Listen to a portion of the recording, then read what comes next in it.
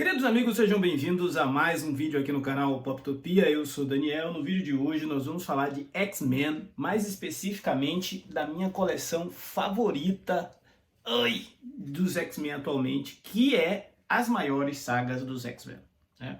Essa é uma coleção que a Panini vem lançando desde 2021 e ela complementa muito bem algumas lacunas, né, no espaço-tempo da cronologia mutante. Eu fiz recentemente um vídeo comentando a última que eu adquiri, que foi X-Men Maiores Sagas, Atrações Fatais.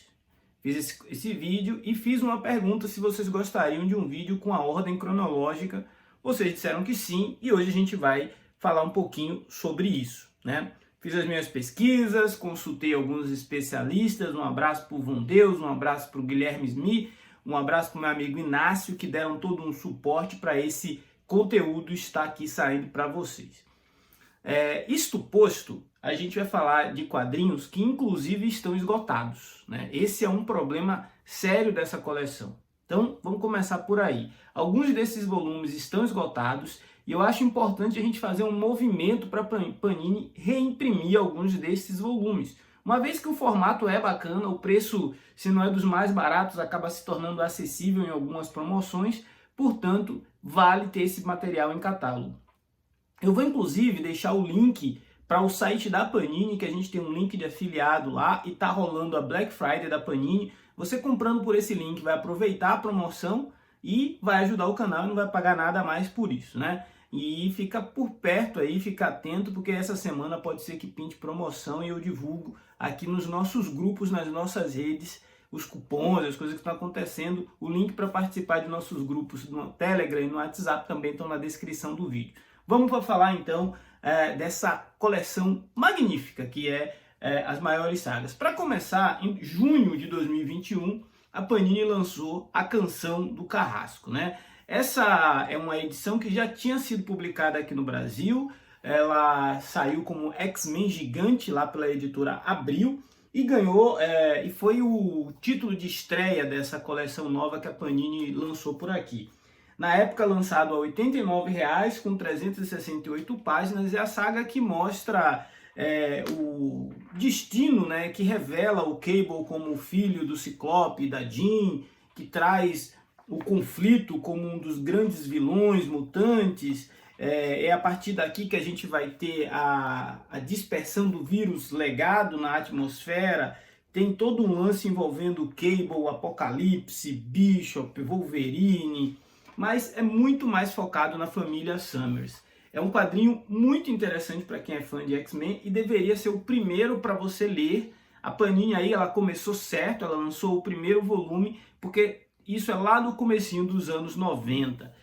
É importante ressaltar que essa é uma coleção que a Panini se baseia em um material que vinha saindo lá fora com o selo de X-Men Milestones. Porém, nem todos os encadernados de X-Men Milestone a Panini anda lançando. Alguns ela já passou o momento de lançar e outros ela lança na ordem que ela assim deseja. Então, por exemplo, Massacre de Mutantes saiu na saga dos X-Men e não saiu nessa coleção. A Age of X, né, a Era de X, é uma edição especial que a própria Panini lançou lá no distante ano de 2012, uma saga do Mike Carey, e ela não lançou mais nessa coleção aqui também. Então ela já passou desse momento, muito provavelmente ela não vai lançar isso. Então ela está fazendo aí o lançamento daquilo que provavelmente ela não publicou ainda no Brasil em formato americano. Dando sequência, você lê a Canção do Carrasco para começar. Se você ainda não tem, deixa já aí no comentário, reimprime Panini para a gente fazer uma pressãozinha. Este é o volume mais recente que chegou por aqui? Não, não é mais. Já saiu um volume depois desse, que é o volume do Segundo Advento. Eu vou comentar mais para frente em que momento o Segundo Advento se encaixa. Mas na sequência de A Canção do Carrasco, você deve ler Atrações Fatais, né? Atrações Fatais, eu acho que foi um acerto da Panini ter relançado isso. Já tinha sido lançado aqui naqueles 3 volumes em 2014, já estava há muito tempo fora de catálogo. Ela relança nessa edição que reúne aí suas 504 páginas e ainda está disponível. O preço de capa era R$ 159, mas já deve estar em promoção no link que eu te falei aqui, tanto da Panini quanto na Amazon, porque na semana de Black Friday muita coisa vai entrar com desconto. Acessa lá para conferir. Tem um vídeo super detalhado sobre a saga Atrações Fatais, que eu comentei aqui a importância dela para os anos 90 e para o cânone do Wolverine. Depois dessa retirada do adamante do Wolverine, a coisa vai dar uma descambada. Provavelmente a gente vai ver isso na saga do Wolverine. Infelizmente a saga do Wolverine está atrasadíssima, né? E então seria um bom material para a gente ler paralelo.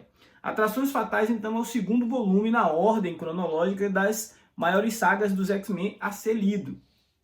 A partir daí, o que a gente tem, Daniel? A gente tem, então, a Aliança Falange. Aliança Falange é um outro material que a Panini lançou faz um tempinho, foi em 2021 também, no final do ano. Ele veio com as mesmas 500 e... tem bastante página esse daqui, hein? Esse veio com 488 páginas. 488 páginas, na época saiu custando R$ 124. Esse é um quadrinho que realmente já se esgotou. Do ponto de vista de qualidade, é uma saga que coloca os X-Men diante de uma invasão alienígena de uma raça tecno-orgânica, né? É uma raça que quer transformar toda a vida orgânica, toda a vida animal da Terra em máquinas, em androides, em uma espécie híbrida e principalmente uma espécie que tem uma inteligência coletiva. Eles não são seres individuais, eles são todos coordenados, ordenados a partir de um mesmo cérebro. Essa saga marca a estreia da geração X, e é a geração X que vai ter um Epic Collection publicado agora pela Panini, se eu não me engano, no mês de janeiro. Esse Epic Collection da geração X provavelmente vai trazer as primeiras edições, provavelmente não, com certeza vai trazer as edições onde a equipe é apresentada, que é justamente aqui na saga da Aliança Falange. Só que vai ser específico os títulos da geração X, que são mais ou menos 3 edições. Neste encadernado a gente tem quadrinhos dos X-Men, do Wolverine, da X-Force, do X-Factor, do Excalibur, porque foi um mega crossover, né? Todos esses maiores sagas, eles acabam sendo crossovers importantes na cronologia X, porque uma vez por ano o editorial da Marvel reunia todas as equipes em um grande evento. Apesar de não ser das melhores sagas assim, ela é uma saga importante. A Aliança Falange voltou a aparecer outras vezes, inclusive foi utilizada pelo Jonathan Hickman no início da sua passagem pelos X-Men lá na fase de Krakoa. Tá, Daniel, mas se eu ler tudo isso na sequência eu vou entender bonitinho? Calma lá. Alguns eventos acontecem entre essas sagas que a Panini vem lançando e que não estão necessariamente nesta coleção. Um exemplo é a Era do Apocalipse. A Era do Apocalipse foi um mega evento mutante que reformulou toda a linha de quadrinhos da Marvel na época e suspendeu os títulos normais, né, de X-Men. Cada um teve seus títulos alterados. O Wolverine virou Weapon X and Phoenix, os X-Men viraram Astonishing X-Men e foi toda uma revolução. A Era do Apocalipse foi lançada pela Panini também lá em acho que 2013, em 6 volumes e nunca mais foi relançado. É um material que inevitavelmente a Panini vai acabar relançando e muito provavelmente no formato de ônibus. Ela tem todo o jeitão de ônibus, já tem ônibus lá fora. Não sei se seria o formato ideal, poderia seguir para ser lançado na saga, por exemplo, dos X-Men, mas ainda vai levar um bom tempo. Então, entre a leitura de Aliança Falange e o próximo volume das maiores sagas, que é o Operação Tolerância Zero, a gente tem que ler a Era do Apocalipse, tá? E aí você parte para a Operação Tolerância Zero. Ao lado de Atrações Fatais, Operação Tolerância Zero acabou se tornando um volume muito procurado por conta do desenho de X-Men 97.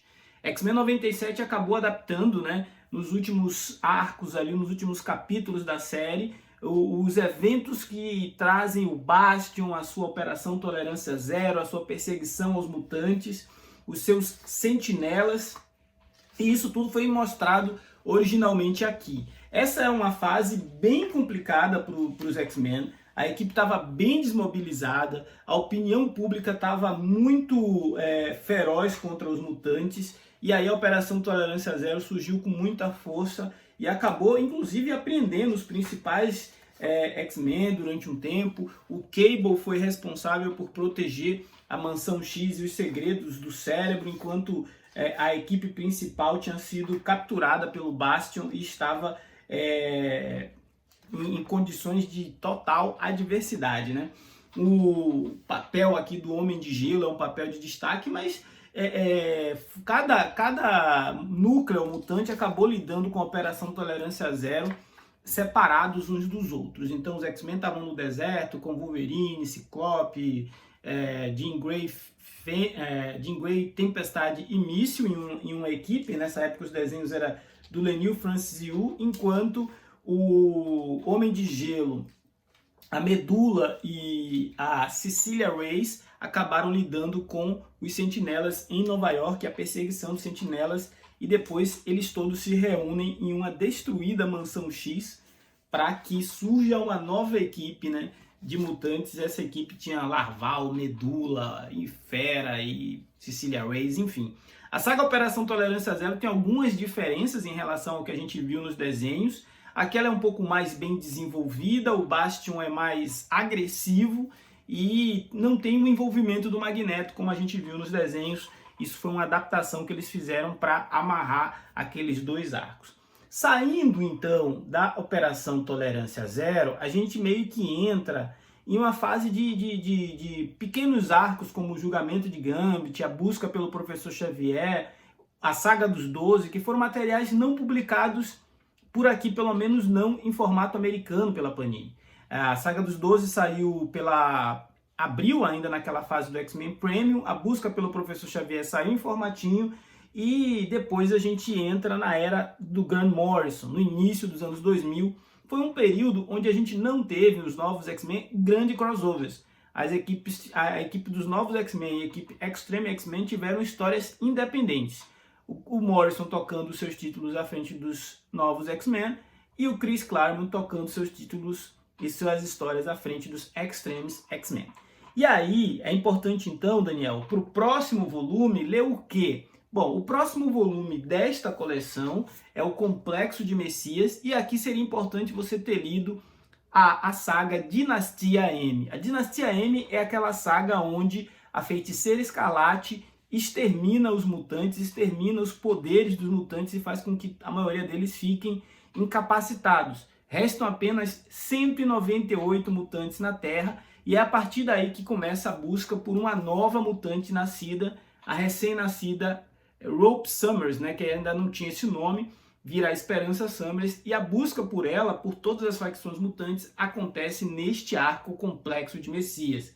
Complexo de Messias vai mostrar os X-Men, os Carrascos, o X-Factor, várias frentes lidando com a possibilidade de uma primeira bebê mutante nascida depois daquilo que eles chamam de Dia M, né, o dia da dizimação. E por que era importante essa jovem ter nascido? Porque ela representava a possibilidade dos mutantes estarem retornando à humanidade naturalmente.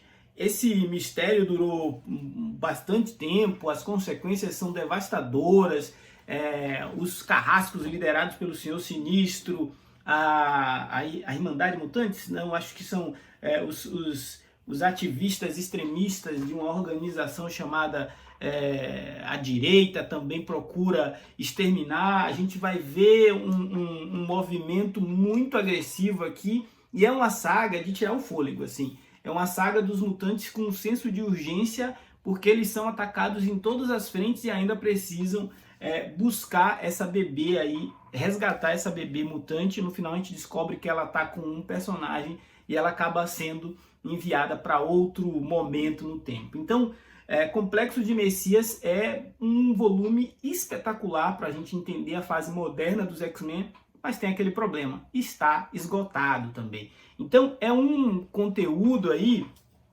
que eu faço, mas infelizmente eu sei que muita gente vai ficar com vontade de ler esse material e perdeu a chance, por isso eu reforço. Vamos pedir para a Panini reimprimir Complexo de Messias, Operação Tolerância Zero e A Canção do Carrasco. São quadrinhos fundamentais para a gente entender. Pode ser, e a Panini tem tido uma política de reimpressão das edições definitivas, por exemplo, que essa política se estenda para esses quadrinhos. Mas eles sempre falam o quê? A gente precisa de vocês pedindo. Então a hora é essa, gente. Saindo então de Complexo de Messias, a gente precisa ler a Guerra Messiânica. Porque em Complexo de Messias a gente vai ver que a bebê mutante é levada para o futuro junto com o Cable. Eu não estou dando spoiler não, isso é um material que já tem mais de 20 anos, 15 anos que foi lançado, então já está bastante divulgado por aí, e não deixe de ler por isso, porque a história é muito boa. E neste encadernado, a Guerra Messiânica, a gente vê como que está sendo essa vida dela com o Cable no futuro. Por quê? Porque um mutante que era aliado aos X-Men, né, ele trai a equipe e ele persegue pelo tempo a Esperança e o Cable. Essa perseguição faz com que o Cable peça ajuda e o Ciclope envia uma equipe que é a X-Force para trazer os dois de volta. Essa saga aqui, ela tem muito a ver com o Apocalipse, com o conflito, com o futuro da mutandade. Ela é bem bacana. Já é uma versão mais enxuta, né? São uns 240 páginas, e quando a Panini lançou isso aqui, saiu por R$ 69,90. Eu acredito que ainda está disponível, eu vou deixar o link aqui na descrição do vídeo.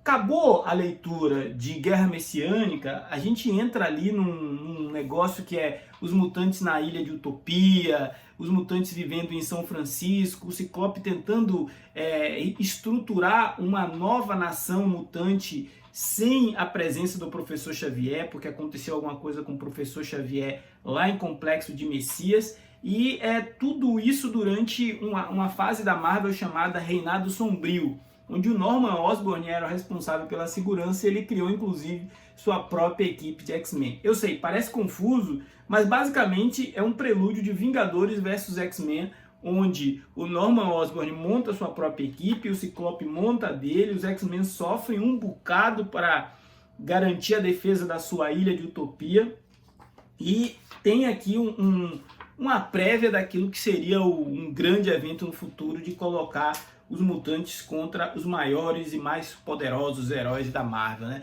Utopia é importante para fazer essa ponte, né, com o que viria a acontecer e com o momento dos mutantes e o resto do universo Marvel, e é um quadrinho assim, também daqueles que eu julgo mais curtinhos, né? São 294 páginas e quando a Panini lançou aqui o preço de capa era 94. Esse também ainda é possível você encontrar, então seria ali um dos últimos na ordem de leitura depois daqueles que eu já citei. Vídeos de ordem de leitura costumam ficar longos, porque a gente precisa explicando os meandros, né, dessa confusa cronologia dos X-Men. Mas Complexo de Messias,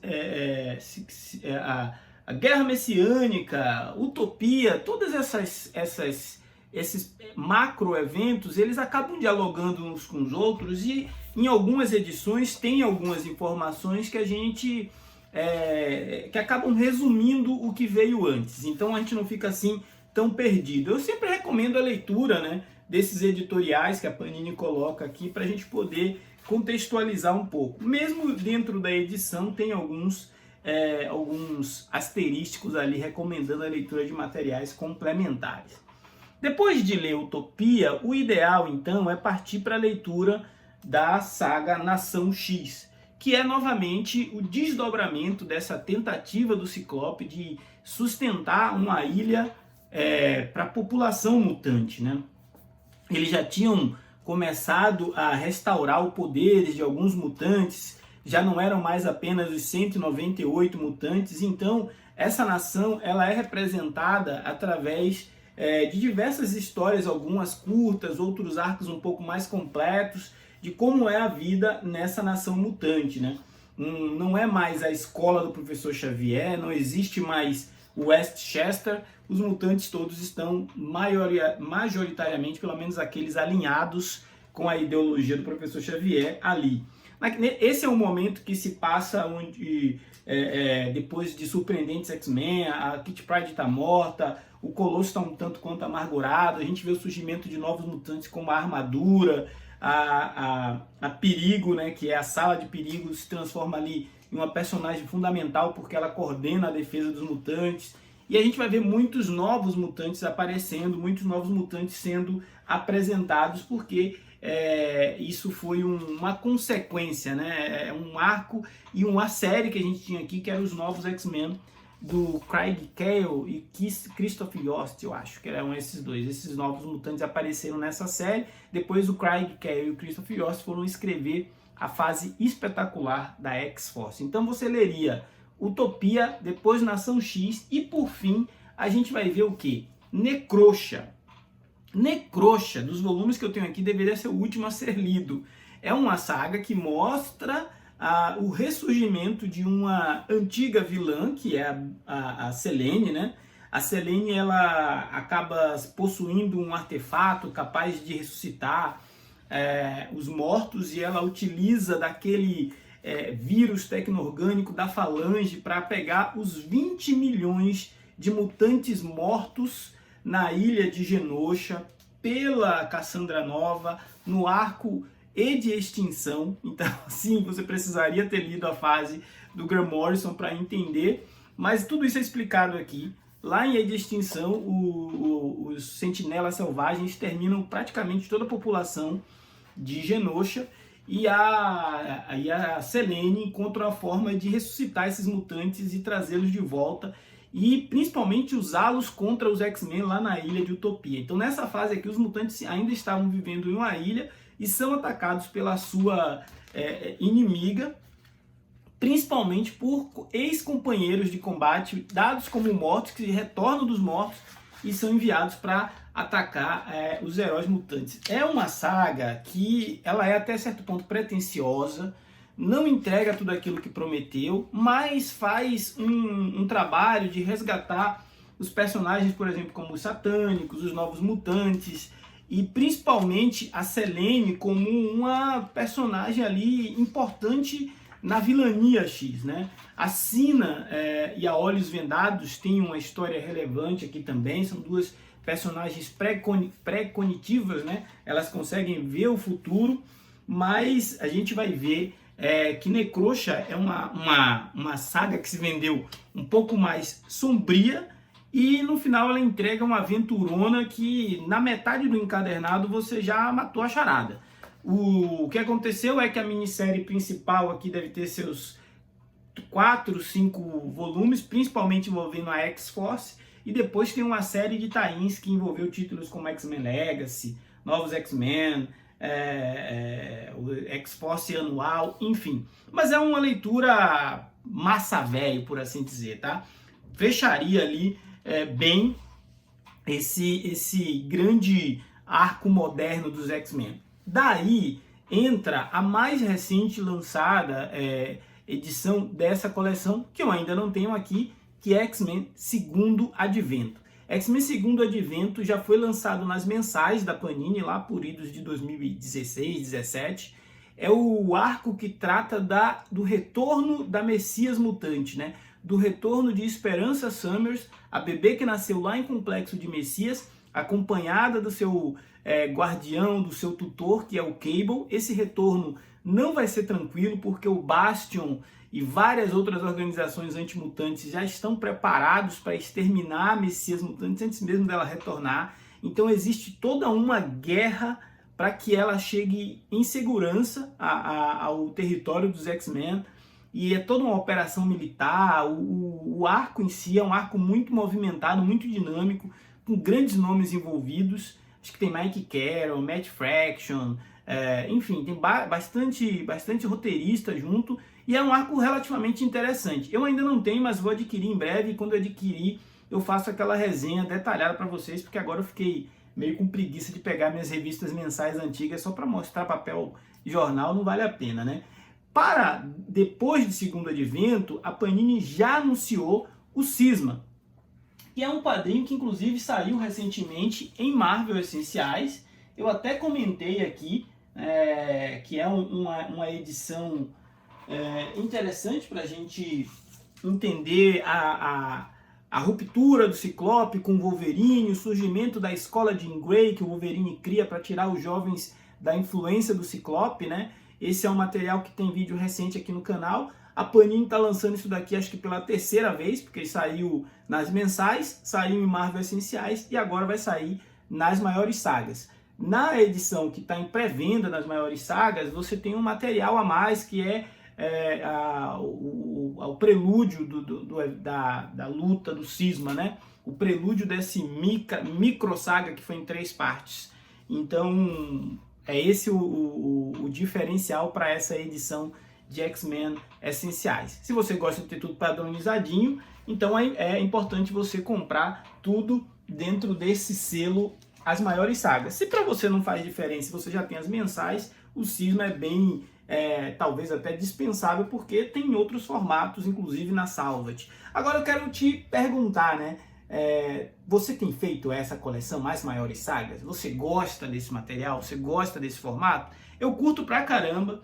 Gostaria que a Panini lançasse, inclusive, outros arcos que não foram lançados aqui e que estão nessa coleção, como o Bishop Crossing e, sei lá, de repente até dá para trazer Shatterstar, né, que é um outro arco, Shatterstar Shots, que é um outro arco bem complexo que envolve ali as histórias do Fabian Nicieza, Scott Lobdell, enfim. É um material que eu fico curioso para ver até onde vai, né? Porque está se esgotando os títulos que foram lançados nesse selo lá fora. Ficou pouca coisa aí para a Panini lançar. Espero que ela lance tudo, inclusive programa de extermínio, massacre e tudo mais. Se bem que se eu tivesse que dar um palpite, eu acho que isso vai acabar saindo ou em sagas ou em ônibus, que é o jeitão da Panini atual de lançar as coisas mutantes. Esse foi o extenso vídeo de hoje. Se você não for inscrito, se inscreva, ajude o nosso canal a crescer, a ganhar relevância nessa concorrida plataforma. Afinal, falar de gibi é sempre muito bom. Forte abraço, até a próxima.